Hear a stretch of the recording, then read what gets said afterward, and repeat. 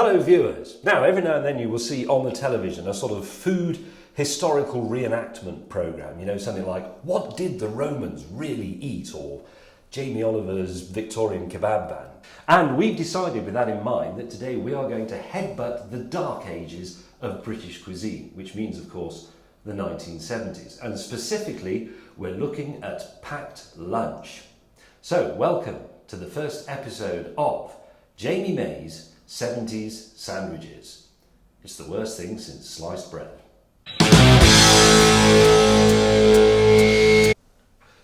Now the first thing you have to know is that back in 1970s Britain, a lot of foodstuffs were identified only by their colour. So if you take wine, for example, you'd go to a dinner party and somebody would say, would you like a glass of wine? You say, well, yes, please. And then they would say, what colour would you like?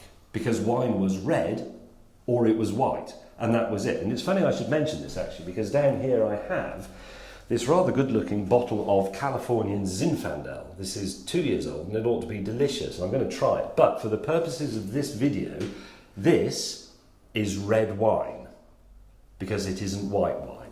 Okay?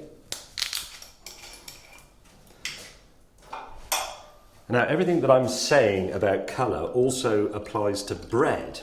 Because back then, bread was either white, which was what normal people ate, and it was issued by the government or the local council, or it was brown, which is what you ate if, I don't know, you drove a foreign car or something like that. So the closest thing we can find to proper 70s white bread is this Hovis soft white loaf. It's medium sliced, it's middle of the road, it's absolutely standard. And if we open the packet, it's remarkable this, and it did really take me back when I looked at it. There was no, the ideas of whole grain or artisan or batch or sourdough, none of that had been thought of. You've got bread that looked like this.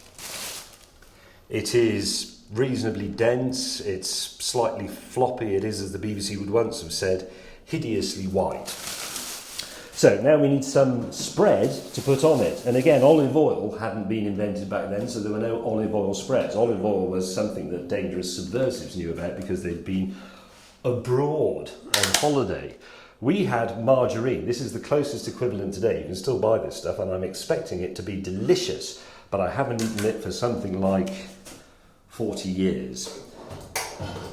I just have to try and remember which here we go. So, white bread, margarine, to all intents and purposes. Spread that on your bread. I know you're very excited because I haven't said what sort of sandwich I'm making yet, and it's a very good point, and I was supposed to say it just now in an earlier piece to camera. It doesn't matter. It keeps up the suspense. I'm about to reveal what it will be. Bread is done. We are going to make a great 70s staple, a great 70s lunchtime staple, the salad sandwich. Again, there are a few things you need to know. Hang on a minute. One of them is that, again, a lot of things hadn't been invented yet. So we didn't have kale, you didn't have samphire. Salad was never referred to as leaves. A rocket was something that went to the moon with Neil Armstrong on it.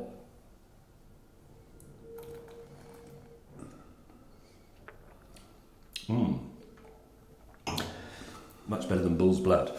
What we had was lettuce. There is a lettuce. That is actually technically an 80s lettuce because it's iceberg. The 70s lettuces were a bit more sort of open-leaved and floppy than that, but we couldn't find one of those, so this will have to do. The young people have been playing around with the knives, so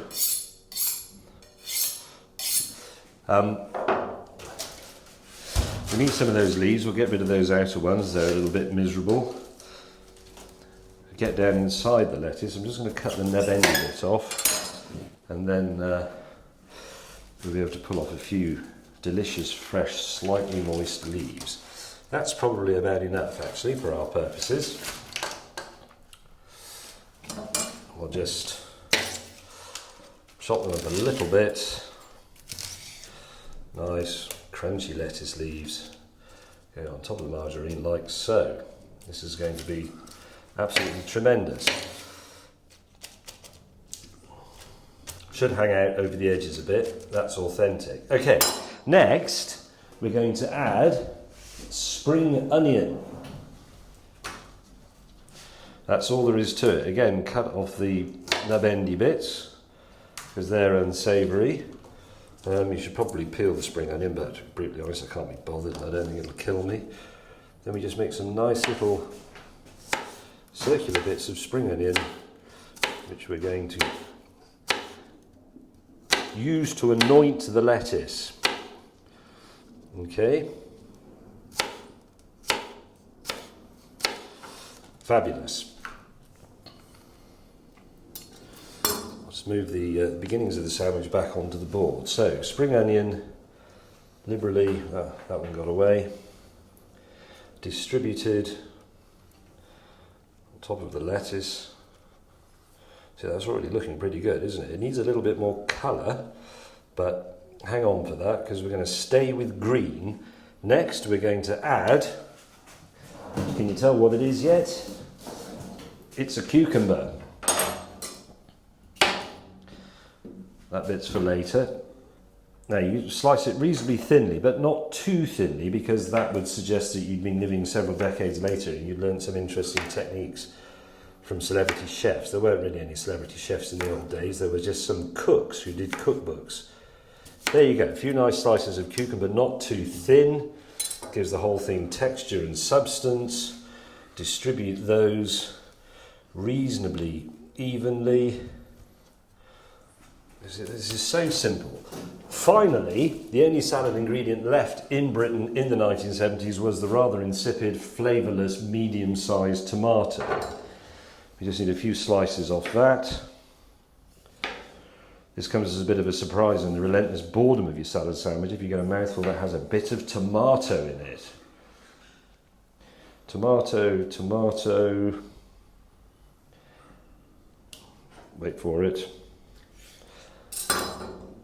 Tomato, tomato. Now, you might be thinking, that looks pretty boring, pretty unappetizing, and you might be right, maybe it does. But, back then, everything, and I mean everything, including some of the machinery in your garage, could be saved by the miracle of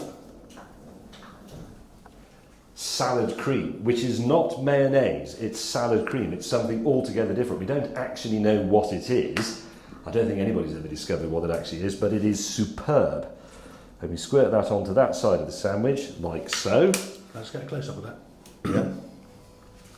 Do you want to see it going on? A little bit. That was my gut, sorry about that. Bit of it was gone on the board.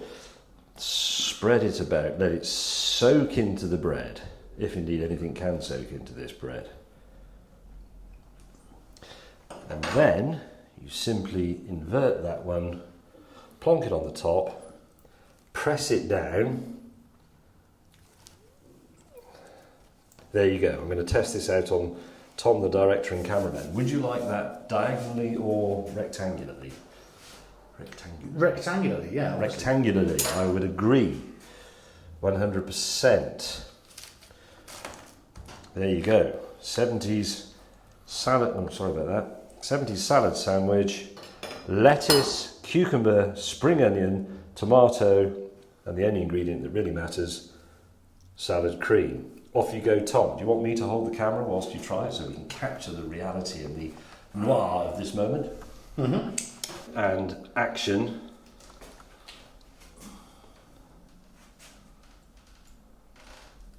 Honest verdict, please.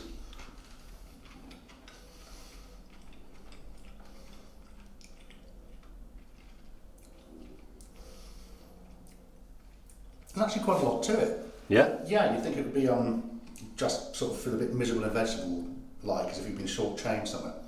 Quite tasty. Salad cream really helps. Yeah, salad cream is the secret. And the bread isn't actually proper sunblessed though. Try a bite and you'll see what I mean. Cool, I don't think my mum used to put as much in them as this. I don't remember them falling apart. Here we go. That's got a bit of onion and everything in it.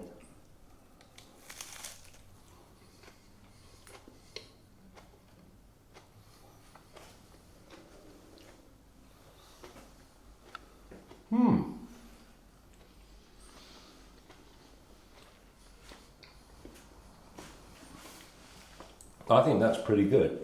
you're right about the bread. It's close, but it's not entirely authentic. And the reason you know it isn't entirely authentic is because I've swallowed it. It isn't still stuck to the top of my mouth. Thanks for watching. There's another episode coming up soon. It's actually slightly wetter than I remember.